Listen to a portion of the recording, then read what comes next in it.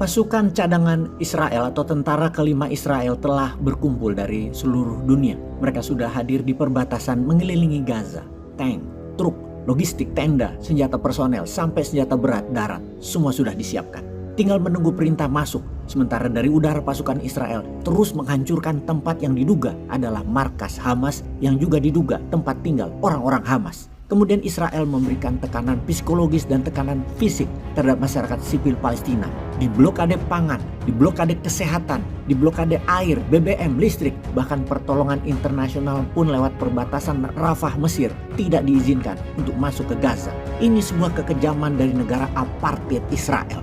Sebentar, ada istilah baru nih, apartheid. Mungkin kalimat Israel, negara apartheid, baru pertama Anda dengar. Dan mungkin dikarenakan memang Boss Man lah yang memberikan label pada Israel sebagai negara apartheid. Apa itu negara apartheid? Apartheid yang berarti pemisahan atau negara terpisah adalah sistem pemisahan ras atau agama yang diterapkan oleh pemerintah, misalnya seperti ras kulit putih di Afrika Selatan sejak tahun 1948 hingga awal tahun 90-an. Sistem ini bercirikan budaya politik yang otoriter yang mana dijalankan oleh minoritas ras kulit putih Afrika Selatan dengan menekan kelas sosial lainnya sehingga menjamin minoritas kulit putih untuk menguasai negara secara politik, ekonomi, dan sosial. Di Afrika Selatan waktu itu, kelas sosial dibagi menjadi ras kulit putih pada tingkat tertinggi, lalu color atau orang timur, orang asing, yang terakhir orang pribumi Afrika Selatan seperti suku-suku lokal yaitu suku Bantu, Xhosa, dan lain sebagainya. Kita kembali mengartikan pemerintahan apartheid secara sederhana,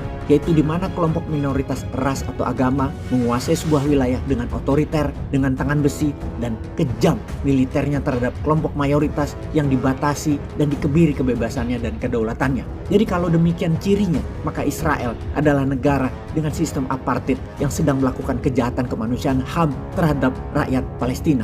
Di mana kita juga tahu bahwa Israel tidak akan berhenti sampai berhasil mengambil kota Yerusalem, yang artinya tempat suci umat muslim Al-Aqsa akan di tangan negara apartheid. Parahnya, saat ini dunia tidak bisa bergerak karena negara superpower Amerika, Inggris, Perancis mendukung Israel. Di hari ke-9 Israel menyatakan perang. Suara negara-negara Islam yang mendukung Palestina mulai bermunculan dukungan kepada Palestina dan demo anti-Israel di mana-mana. Ada yang luar biasa. Untuk pertama kalinya negara-negara Islam itu bersatu, satu pendapat, terlepas dari mazhab apapun yang dimiliki dengan pemahaman berbeda dalam ajaran Islam. Kali ini secara global bersatu. Misalnya, Hizbullah yang Syiah di utara Israel mulai menyerang Israel untuk memecah konsentrasi pasukan Israel jadi dua front untuk tidak terfokus hanya ke Gaza, di mana Hizbullah di belakangnya Iran terang-terangan open front terhadap Israel dan berkata lahirnya Hizbullah hanya punya satu alasan, yaitu melindungi Al-Aqsa untuk tidak jatuh ke tangan Israel. Kita detailkan ke Hizbullah sekarang. Dalam beberapa hari berbarengan dengan Israel mengumpulkan tentaranya untuk melakukan serangan darat ke Gaza, maka di Lebanon terjadi gerakan militer yang masif menuju utara Israel. Apakah pemerintah Lebanon akan menyerang Israel? Bukan, inilah grup milisi yang bernama Hizbullah yang menyiapkan tentaranya di perbatasan Lebanon dan Israel. Hizbullah dalam beberapa hari ini juga mengirim salvo roketnya ke arah Israel. Tentara Israel yang mati sudah beberapa orang. Tembak-menembak skala kecil sudah terjadi setiap saat dan Israel pun melakukan penguatan pasukannya di utara Israel. Hizbullah yang secara kalimat adalah partainya Allah yang lahir dari bentukan Islamic Guard atau Garda Revolusi Iran di tahun 1982 secara kekuatan militer. Hizbullah adalah ancaman terbesar bagi Israel karena Hizbullah memiliki tentara lebih dari 100.000 pasukan militan, di mana Iran mengirimkan jutaan dolar per tahunnya anggaran persenjataan pelatihan memang untuk menjaga Al-Aqsa dari sisi utara, Hamas dari sisi selatan. Kalau Hizbullah mereka hanya milisi, tidak berpolitik di Lebanon. Kalau Hamas adalah berpolitik yang mempunyai sayap militer.